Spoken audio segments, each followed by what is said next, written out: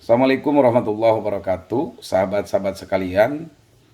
Residu politik akibat polarisasi persaingan antar calon presiden pada tahun 2019 itu belum sepenuhnya reda. Dan kalau kita flashback ke belakang, bagaimana kerasnya polarisasi antara kedua kubu, baik itu di kubu Jokowi Kiai Haji Maruf Amin dan kubu Prabowo Subianto juga Sandiaga Salahuddin Uno. Sehingga pada saat itu ada dua kosakata yang menyebar di tengah-tengah masyarakat, terutama di media sosial, antara grup cebong dan juga kampret.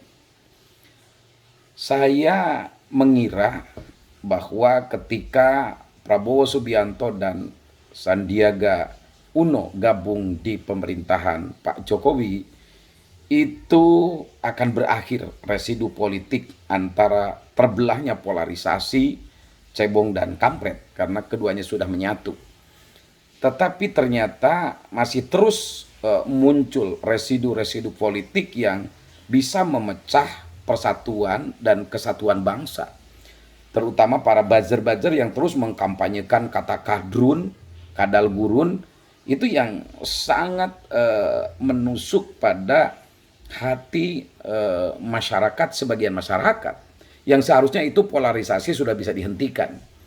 Dan kali ini kita akan berhadapan lagi dengan pesta pora politik tahun 2014 yang tanda-tandanya sudah dimulai dengan munculnya para calon-calon presiden.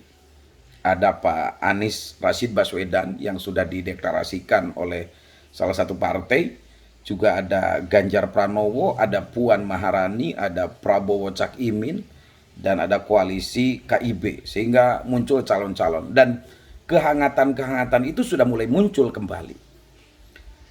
Padahal residu politik di tahun 2019 ini belum sepenuhnya sirna. Bahkan tanda-tandanya ada yang memelihara, yang terus membuat opini-opini keterbelahan yang terjadi di masyarakat Indonesia. Saya berharap dari masyarakat kecil di kampung halaman, sebagaimana kita ketahui bahwa kita bangsa Indonesia dan dunia ini dihadapkan dengan berbagai problematika yang tidak bisa dianggap enteng. Ada yang disebut dengan climate change atau perubahan iklim yang tidak menentu, dengan mengakibatkan cuaca yang buruk, hujan deras, dan longsor banjir di mana-mana. Kita juga berhadapan dengan resesi pangan. Juga kita berhadapan dengan resesi ekonomi. Bahkan dampak dari peperangan yang nun jauh di sana antara Rusia, pimpinan Vladimir Putin, dengan Ukraina, Zelensky yang belum mereda, dan itu ada dampak pada ekonomi dunia. Nah, ini seharusnya seluruh elemen bangsa, seluruh para kandidat yang ingin menjadi orang nomor satu di Republik ini teruslah berjuang mengkampanyekan diri dan juga para followernya dengan tidak menjelek-jelekan satu sama lainnya. Kenapa? Karena bangsa ini hari ini butuh satu kata yang disebut dengan kolaborasi. Kita butuh antara elemen satu yang lainnya, antara ormas Islam dengan ormas yang lainnya, antara ragam partai politik ini, menghadirkan politik-politik yang cerdas. Karena partai politik sesungguhnya adalah pabrik ide dan gagasan untuk membangun tatanan bangsa yang lebih baik ke depan.